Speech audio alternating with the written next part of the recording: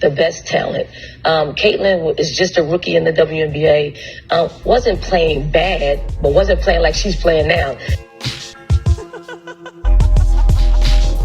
And so here we go again, back with another one. Welcome back to the Dark Times channel. And so let's go ahead and dive in. As you all know, the United States women's basketball team just defeated Japan 102-76, in which A'ja Wilson led the team with 24 points and 13 rebounds, followed by Breanna Stewart with 22 points and 8 rebounds as well. And I want to talk a little bit more about the game, but before I do, I want to talk about Caitlin Clark and I want to talk about Angel Reese. Because about a month ago or a couple of weeks ago, I was in the camp, or I was of the idea that Caitlin Clark and Angel Reese should not have been on Team USA. The idiocy of Team USA women's basketball. How dare you make this decision? It's stupid. And I thought it was the right decision to keep them off the team. And I'll tell you why here in a second. But before I do, I want you guys to go ahead and check out Dawn Staley and see what she had to say about it.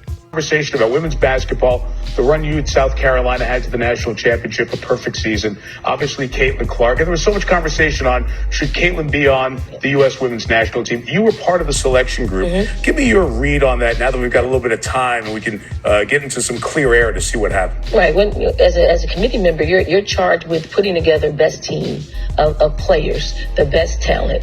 Caitlin is just a rookie in the WNBA. Wasn't playing bad, but wasn't playing like she's playing now. If we had to do it all over again, the way that she's playing, she would be in really high consideration of making the team because she is playing head and shoulders above a lot of people, shooting the ball extremely well. I mean, she is an elite passer. She's just got a great basketball IQ, and she's a little more seasoned in the pro game. In a couple of months. Yeah, in a couple of months than she was 2 months ago. That's great perspective to add there. And so absolutely, hindsight is 20/20. And it's hard to argue with the initial decision that Team USA came up with as far as keeping Caitlin Clark and Angel Reese off the roster, considering they were playing like rookies. They weren't playing terrible, but they were playing like rookies. It wasn't until probably a month or so ago in which Caitlin Clark and Angel Reese really started to kind of find their way and find their footing and kind of solidify themselves as up-and-coming superstars, or at least rising stars within the WNBA.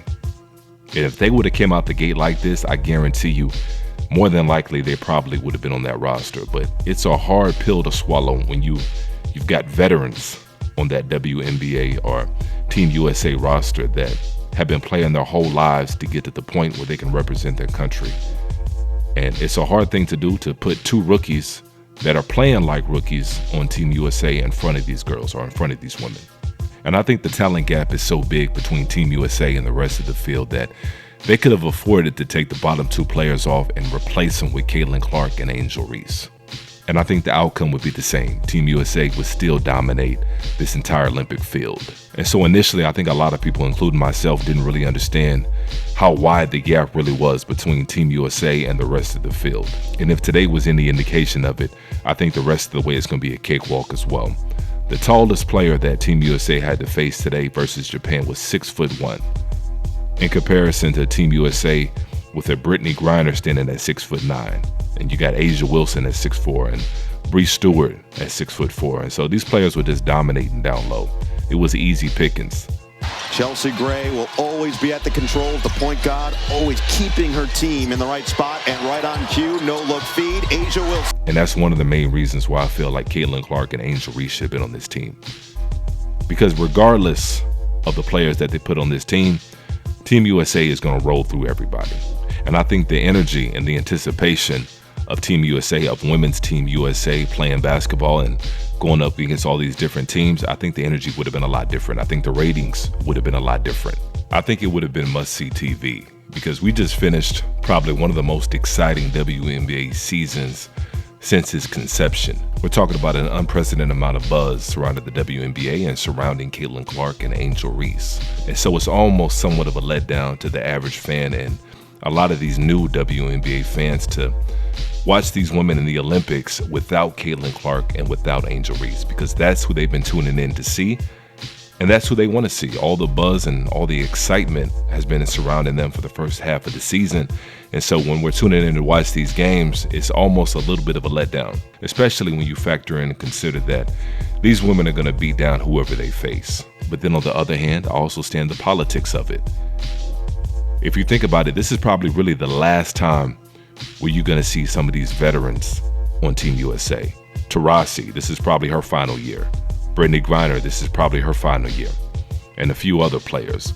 And so we're talking about some of the OGs, some of the pioneers of the WNBA game. Some of these players have been playing since the early 2000s. It would have 100% taken away from these legendary players, from their last stand, their last chance to play in the Olympics, their last chance to bring home the gold. It would have taken all that away from them, and all the shine and all the attention would have been on Caitlin Clark and Angel Reese. And so I could see why some of these players and some of these coaches as well wanted to go ahead and take a somewhat of a last dance with these legendary WNBA players. I can understand it, I can dig it. But as a basketball fan, I think it would have been box office to see Angel Reese and Caitlin Clark alongside the rest of Team USA. But rest assured, in a couple of years or in 4 years, we're definitely going to see Caitlin Clark and Angel Reese on this roster. If they continue on the same trajectory that they're on with their popularity and their play on the court, we're definitely going to see these two in Los Angeles in 4 years. But go ahead and chime in below as usual and let me know how you guys feel about it. And as usual, peace and chaos.